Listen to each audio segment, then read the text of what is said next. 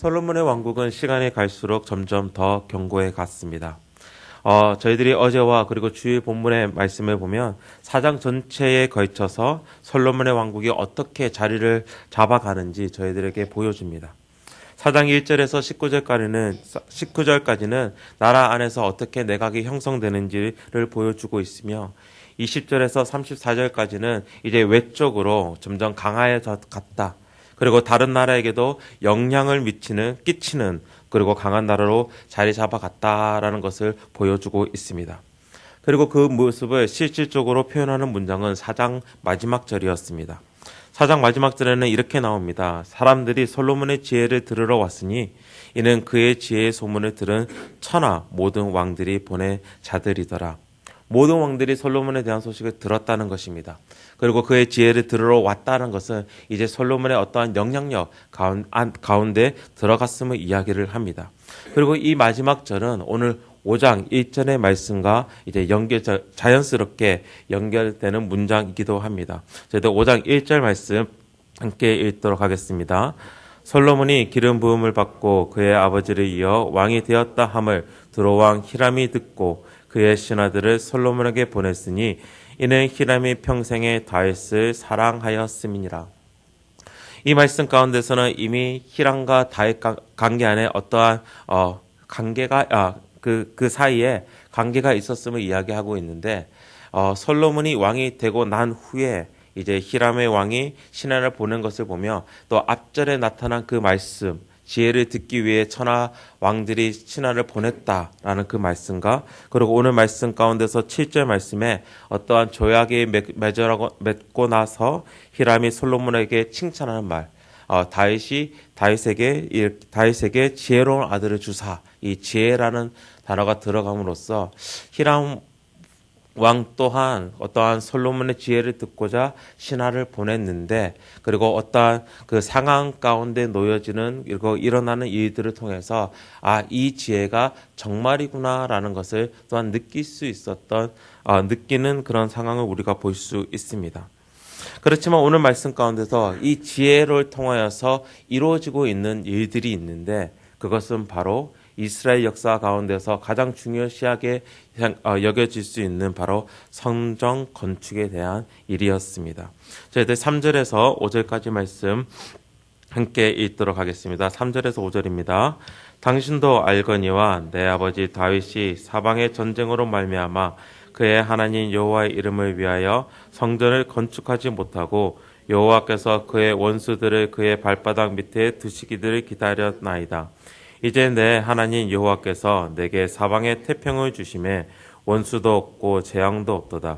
여호와께서 내 아버지 다윗에게 하신 말씀에 내가 너를 위하여 내 아들 그가 내 이름을 위하여 성전을 건축하리라 하신 대로 내가 내 하나님 여호와의 이름을 위하여 성전을 건축하려 하오니.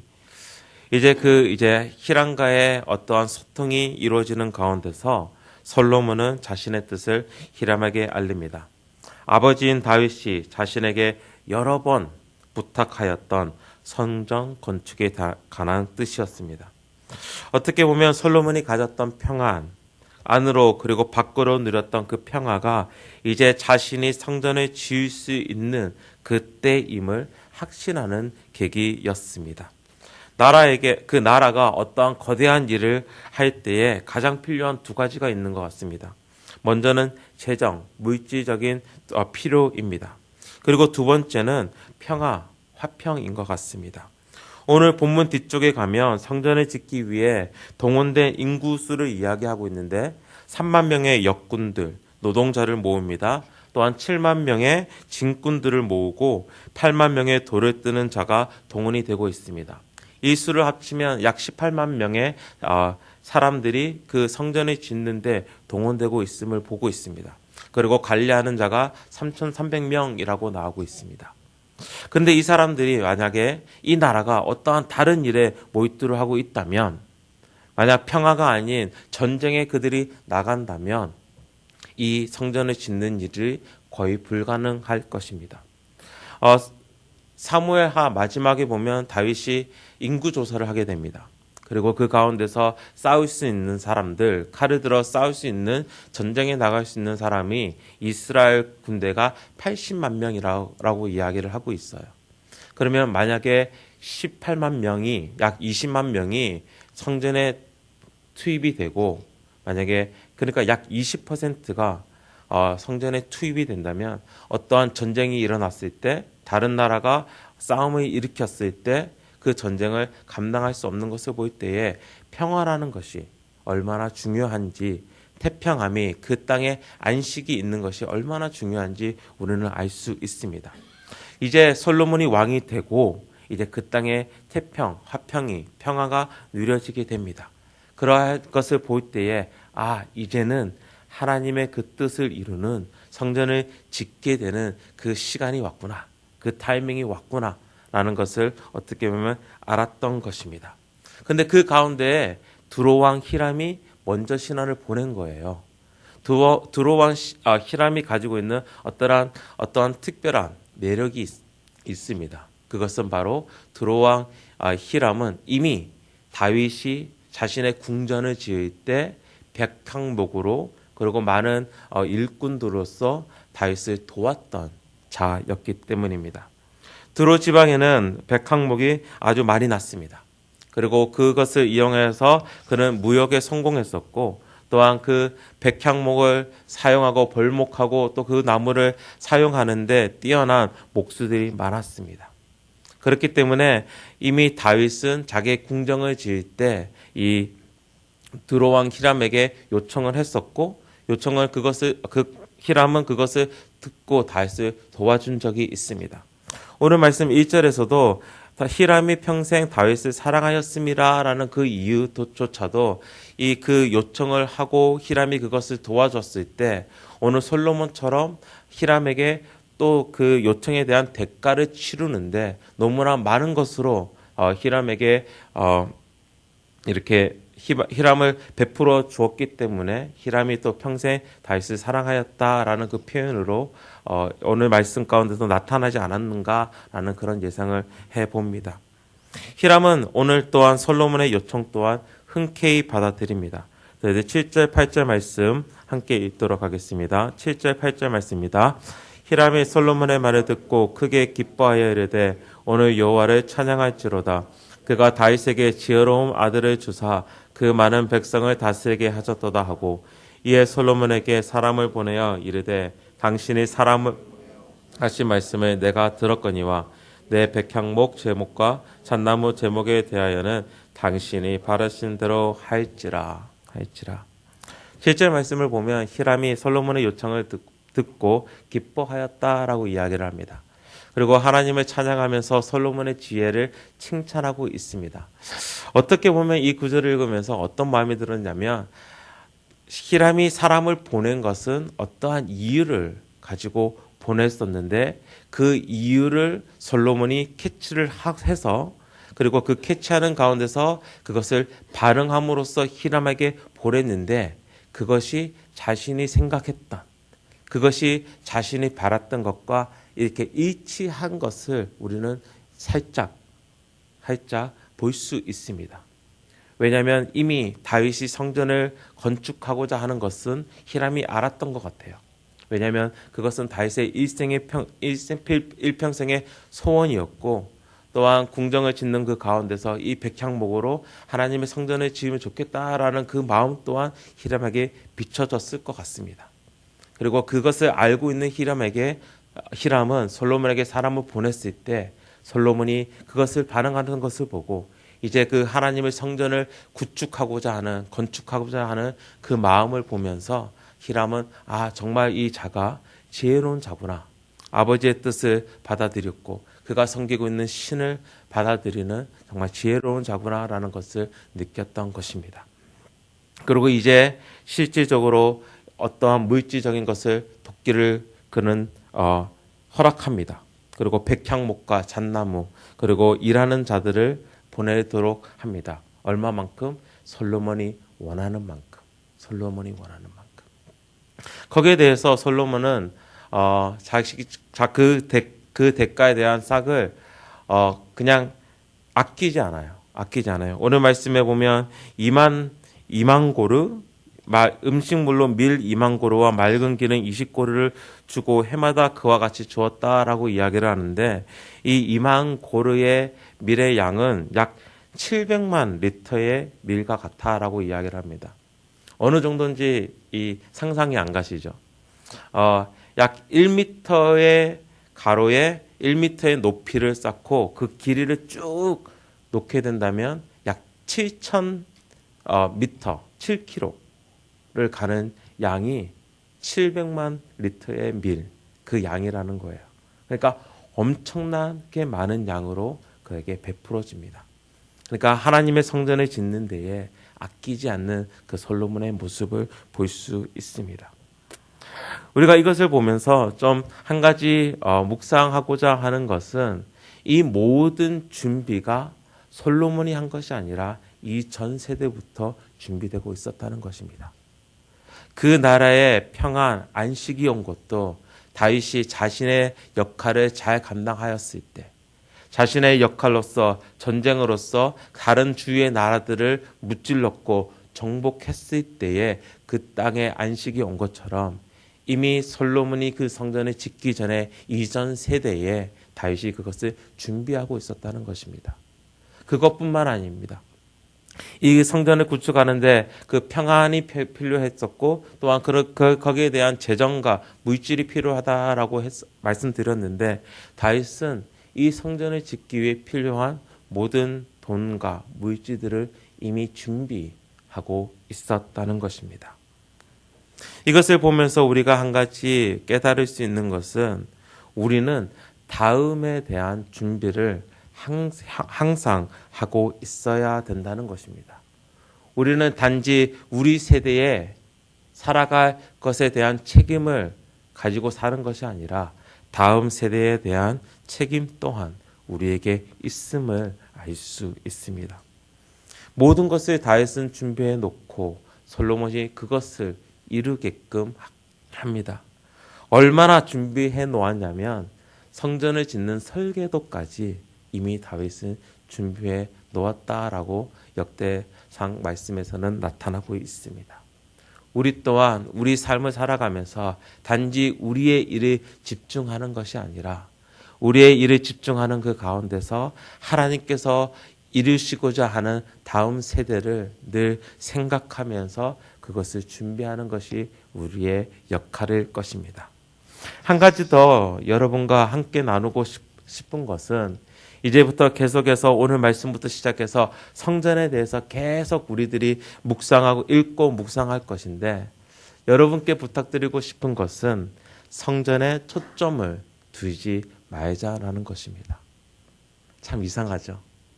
하나님의 말씀은 성전에 대해서 이야기를 하고 있는데, 여러분께 말씀드리고 싶은 것은 이 성전에 초점을 두지 말자라고 말씀드리고 싶습니다. 우리는 이 말씀을 읽으면서 계속해서 하나님의 집인 성전을 지어 나아가는 솔로몬의 모습을 볼 것입니다. 그런데 이 모습 가운데서 솔로몬의 열심에 우리가 초점하지 않았으면 좋겠습니다. 그리고 성전이 얼마나 아름답게 그리고 얼마나 웅장하게 지은 것을 보면서 우리 교회도 보기에 좋은 단지 건물이 아니라 공동체가 세워나가는 것도 남들이 보기 좋은 교회로, 남들이 부러워하는 교회로, 그런 공동체로 만들어가는데 초점을 두지 않았으면 좋겠어요.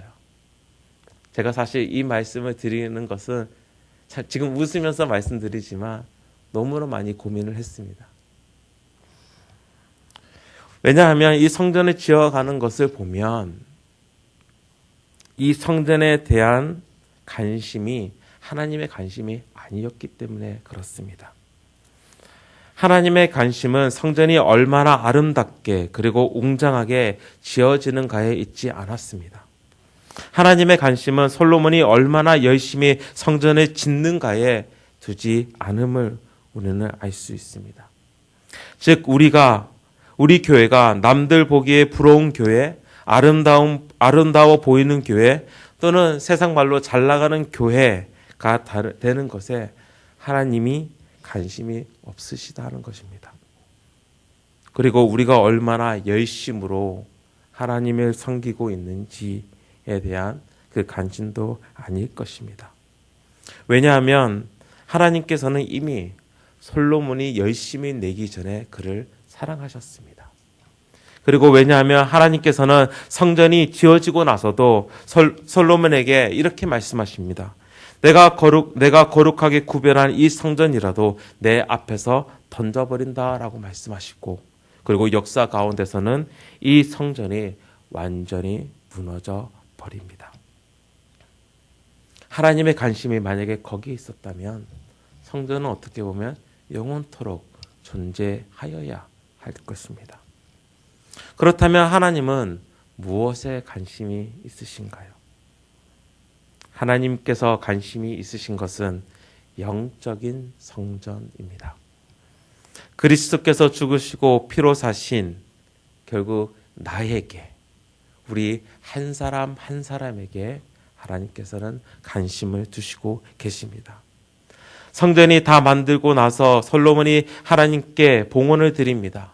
그리고 그때에 하나님께서 솔로몬에게 이렇게 말씀하십니다. 내 아버지 다윗이 행한 같이 마음을 온전히 하고 바르게 하여 내 앞에서 행하며 내가 내게 명령한 대로 온갖 일에 순종하여 내 법도와 율례를 지키면 하고 나와 있어요. 내가 이 성전을 통해서 어떻게 영화롭게 영광을 받고 어떻게 이곳에서 내가 기뻐할 것이다 라는 것을 초점하고 있는 것이 아니라, 성전이 지어지는 그 가운데서 하나님께서 집중하고 있는 것은 너다. 솔로몬 너다. 너가 그 말씀을 내가 듣고 그 율례를 가지고 나의 율법을 가지고 내 앞에서 순종하는 것을 하나님께서는 원하시고 계시다는 것입니다. 바로 이것을 우리가 오늘 나의 삶 가운데서 기억하여야 될 것 같아요. 어떠한 열심으로 하나님을 기쁘시게 하는 것에 우리가 집중하는 것이 아니라, 아니면 내가 하나님이 기뻐하시겠지라는 것을 이루어 나아가는, 성전을 만들어 나아가듯이 그것을 웅장하게 아름답게 만들어가는 것에 내가 집중을 하는 것이 아니라, 오히려 하나님의 말씀을 알고 그 말씀을 순종하는 것에, 결국은 영적인 성전을 지어가는 것에 우리는 집중하여야 하고, 하나님은 오히려 그것에 마음을 두고 계신다는 것입니다. 왜냐하면 이 성전은 내가 지어져 가는 것이 아니라 이미 그 성전의 머리이신 예수 그리스도로 인하여서 세워져 가고 있고, 또한 그 몸인 우리, 그리고 나, 그리고 우리 한 사람 한 사람이 연합하여 질 때에 그것이 바로 하나님이 머무시는 성전이라고 에베소서에서는 말씀하고 있기 때문입니다. 오늘 하루 살아가시면서 부탁드리는 것은 이 영적인 성전, 나 자신을 하나님 앞에서 올바르게 세워가는데 집중을 하시고, 거기에 더 열심을 내시고, 또한 무엇보다도 그 성전의 머리이신 예수 그리스도를 늘 마음 중심에 두시는 여러분이 되시기를 주님의 이름으로 축원합니다.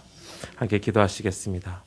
하나님 아버지, 오늘 말씀 가운데서 성전을 이제 짓기 위해 준비를 하고 있는 솔로몬의 모습을 봅니다. 하나님 아버지, 그 모습을 보면서 오늘 두 가지를 나누었습니다. 먼저 그 모든 것이 솔로몬 이전의 세대에서 다 준비되어 있었다는 것을, 결국은 오늘 우리가 하루의 삶을 살아가는 것이 단지 나의 삶을 살아가는 것이 아니라 다음을 향한 준비인 것을 우리가 보게 됩니다. 하나님 아버지, 그렇기에 오늘 내가 삶을 살아가면서 단지 나의 어떠한 것을 세워 나아가는데 열중하는 것이 아니라 다음 세대를 향한 그 마음을 허락해 주셔서 다음을 향한 열심으로 오늘을 살아가게 하여 주시옵소서. 또한 한 가지 더 보는 것은 결국은 이 성전을 세워가는 것에, 이 성전이 얼마나 웅장하고 아름답고 세워가는 것에 하나님께서 관심을 두시는 것이 아니라, 그리고 그 가운데서 솔로몬이 얼마나 열심을 내어 그 성전을 지어가는 것에 하나님께서 관심을 두시는 것이 아니라 솔로몬에게, 바로 우리에게, 나에게 관심을 두고 계시는 그 하나님을 봅니다. 그렇기에 오늘 나의 삶 가운데서 어떻게 밖으로 드러나는 성전을 짓는 데에 열심을 두고 얼마나 웅장하게 아름답게 짓는가에 열심을 두는 것이 아니라 내 자신이, 바로 하나님의 거룩한 성전이 내 자신이 하나님의 말씀 앞에 얼마나 순종하고 있는지를 생각하며 고민하며 또한 갈등하는 저희들이 되게 하여 주시옵소서. 이 모든 말씀 예수 그리스도의 이름으로 기도합니다. 아멘. 하늘에 계신 우리 아버지여,